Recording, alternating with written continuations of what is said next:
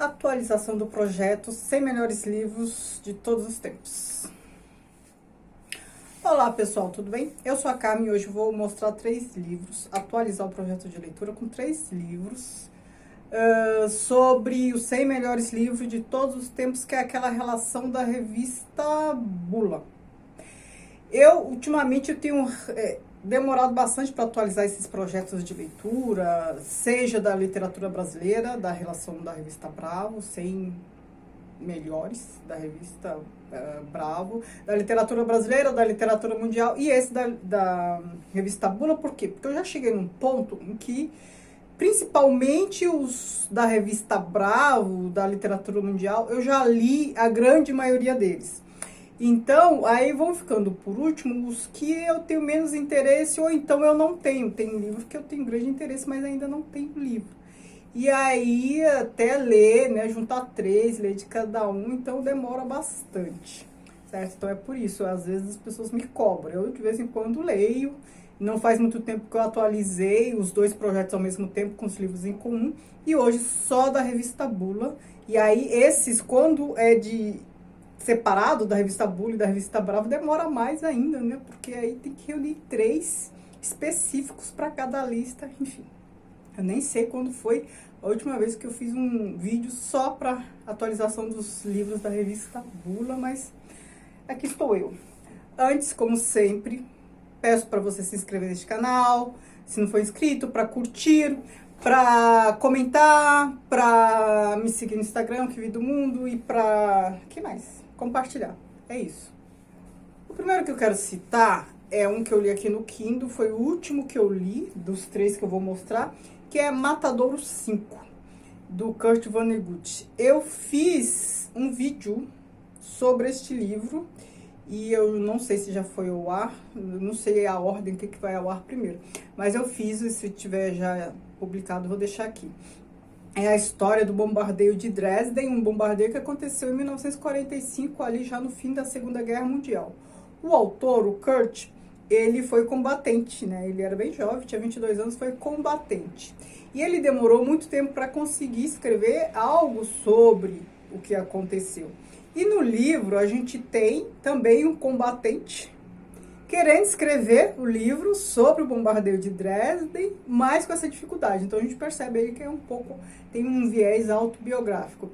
E a forma que os dois, né, eu tô falando do personagem autor e do autor real, a forma que eles acham para contar o que aconteceu é por meio de uma ficção científica, né? Então a gente tem ali uma percepção temporal que é caleidoscópica, passado, presente, você nunca sabe, futuro também, porque a gente tem ali o personagem, né, que é abduzido por alienígena, aí ele vê a situação à distância, e aí a gente tem essas imersões no que aconteceu, aí depois a gente tem um pouco da vida real dele, e assim, parece bem confuso para quem lê, né? No começo muita gente até desiste, mas assim, tenha paciência, porque se você souber que o autor teve, né, estresse pós-traumático, e essa maneira de narrar expressa até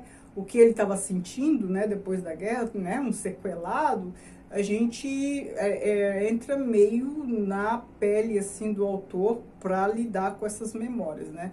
Essa coisa caleidoscópica que o persegue o tempo inteiro, né? Fez lembrar até aquele livro, quando eu fiz o vídeo sobre este livro, eu esqueci de citar isso, mas lembra aquele livro Mrs. Dalloway, que tem aquele personagem que participou da Primeira Guerra Mundial, acho que o Septimus, que ficou totalmente sequelado, e ele trazia a guerra com ele o tempo inteiro. Claro, gente, a guerra traumatiza, né? Então a pessoa não conseguiu ser a mesma coisa assim nunca mais, né? Ficou totalmente atordoado. Então, essa forma de narrar expressa um pouco esse modo de sentir. Então, nos aproxima da experiência de quem passou por lá. O outro que eu quero citar é o Lord Jim, do Joseph Conrad. Esse autor é aquele que escreveu No Coração das Trevas. No Coração das Trevas é a magnum opus dele, é o mais famosinho. Mas aqui a gente tem uma situação assim, parecida de contexto, né? A gente está falando de uma Inglaterra imperialista, ali, Revolução Industrial, partilha da África, então a gente está falando de um século XIX, e aquelas viagens de navio, de barco, de embarcação, enfim, seja qual for, constantes para a África, né? Porque está explorando o continente. Afinal de contas, a África foi partilhada, não é mesmo? Então, tem que ir constantemente para lá para espoliar, né? Não tem outro nome. Tem um nome mais bonito, não, porque não dá para dar nome bonito para coisa feia. Então, constantemente iam para lá para espoliar. Então, a gente tem aqui a história de um marinheiro, eu não sei qual é o nome exato que se dá, né, ao cargo dele, mas enfim. Um tripulante, ele é capitão do barco e numa dessas viagens ele comete algo assim que não deveria. Então, este ato dele o persegue por todo o livro, todo o resto da vida, porque ele passou a ser muito julgado pelo que ele fez e ele passou a se sentir culpado. Então, a vida dele foi pontuada por esse erro que ele cometeu e, enfim. E, enfim, numa situação como essa, né, a gente não recupera o passado. O que a gente pode fazer é olhar de frente, não negar, reconhecer e tocar a vida apesar de tudo, né? Se desculpar com quem deve se desculpar e tocar a vida apesar de... Ele era referenciado pelo erro, né? Aí é horrível, né? O outro livro que eu quero citar, e para este eu tenho vídeo, desses três eu não tenho vídeo para o Lord Jim, mas para isso eu tenho, que é Luz em Agosto, do William Faulkner. Eu li 3 livros do Faulkner. Muita gente me pede para fazer o que esperar de Faulkner, mas, gente, é muito pouco para eu falar de um autor tão denso. Eu sei que o que esperar nesse quadro, eu começo a falar do autor a partir de 3 obras lidas. Mas para Faulkner é muito pouco. Eu tenho só mais uma dele que eu não li, mas eu preciso adquirir mais obras dele para eu falar do autor com mais propriedade, né? Mas com essas 3 que eu li, a gente já tem uma noção, já dá para ter uma noção, assim, né? Mas para fazer o vídeo eu quero mais. Aqui a gente tem 3 histórias paralelas que se entrecruzam, só que a principal aqui é do Joy Christmas, um cara que ele é mestiço, só que ele é daquele tipo de mestiço que a olho nu, assim, olhando, você não percebe. E aí eu já nem sei se isso é bom ou se é ruim, né? Porque quando as pessoas descobrem, a mudança de comportamento pode magoar mais, traumatizar mais, enfim. E quando você já tem traços, né, na sua aparência, você tem ali os traços fenotípicos, né, da sua miscigenação, já logo de cara as pessoas veem e não tem essa mudança de comportamento. Não que vão te tratar bem por conta disso, não. Mas ele tá nessa encruzilhada, né? Se a gente tá falando de Faulkner, a gente tá falando dos Estados Unidos, sul dos Estados Unidos, meados do século XX. É isso. Então, assim, uma situação, contexto de muito preconceito. Não que hoje não haja, mas acho que era pior ainda naquela época. E esse Joy Christmas, ele é um homem cindido. Ele é cindido por essa questão de miscigenação, né? Ele pertence a 2 etnias. Isso já causa conflito, principalmente num país que isso é um grande problema. Aliás, eu acho que isso é um problema em qualquer país que tenha mais de uma etnia, em qualquer lugar, né? Então, sempre que elas estão próximas, sempre vai ter conflito, vai ter xenofobia, sempre vai ter preconceito. Não estou falando que todos vão ser assim, todos de uma etnia vão discriminar todos de outros, mas tendo um encontro de etnias sempre vai ter preconceito. Não vi nenhuma situação, nenhum momento do mundo, nenhum momento histórico, nenhum lugar do mundo que não tenha sido assim. E aqui, voltando para a história, o Joy Christmas, ele é cindido por conta disso, mas também por conta de questões familiares, porque ele foi rejeitado, e aí ele vai morar com outra família, ele é sempre maltratado. É um cara que daquele tipo que parece que nasceu para levar pancada.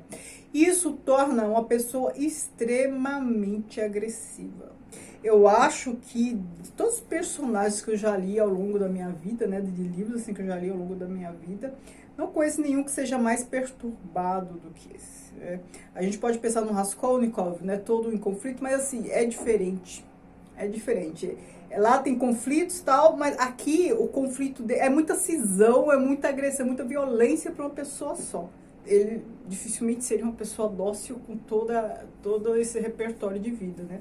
E aqui tem outras histórias paralelas, mas assim, a central é dele, é a história dele, que eu acho que vale muito a pena. Se vocês quiserem saber mais das outras histórias, deem uma olhadinha no vídeo em que eu comento a obra, lá vai estar tudo mais fresco, porque eu tinha lido recentemente a história, né, o livro, e lá eu comento com pormenor e tal. A história central, que personagem central e que deixa a gente pensando sobre o livro por um tempo maior, é do Joe Christmas. Mas todos os outros personagens aqui, todas as outras histórias paralelas aqui, convergem para esse conflito do sul dos Estados Unidos, o que é ser americano ali no sul, na época citada, né, meados do século XX.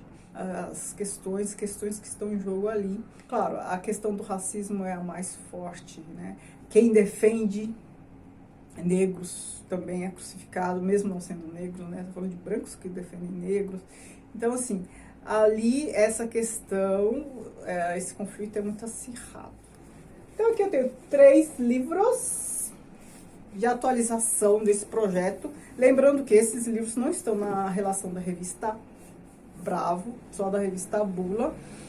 E são muito bons. Desses 3, o que eu acho melhor? Por ordem de preferência, eu gosto mais de Luz em Agosto, depois de Matadouro 5 e depois de Lord Jim. Este aqui, eu não vi tanta razão assim para estar nessa lista dos 100 melhores de todos os tempos. Não é um livro ruim, mas também não é nada assim que me chame tanto a atenção. Eu acho que ele poderia ter cedido lugar para outro, né? Considerando que elegeram 100. Então, eu acho que tem outros aí melhores que ele. Mas, enfim, é só minha opinião. E opinião hoje em dia não tá valendo muita coisa, porque é o que as pessoas mais têm. Se tem excesso, perde valor. Comentem aqui o que vocês já leram disso tudo, que vocês gostaram, não gostaram, vou adorar saber. Obrigada, beijo, tchau, tchau.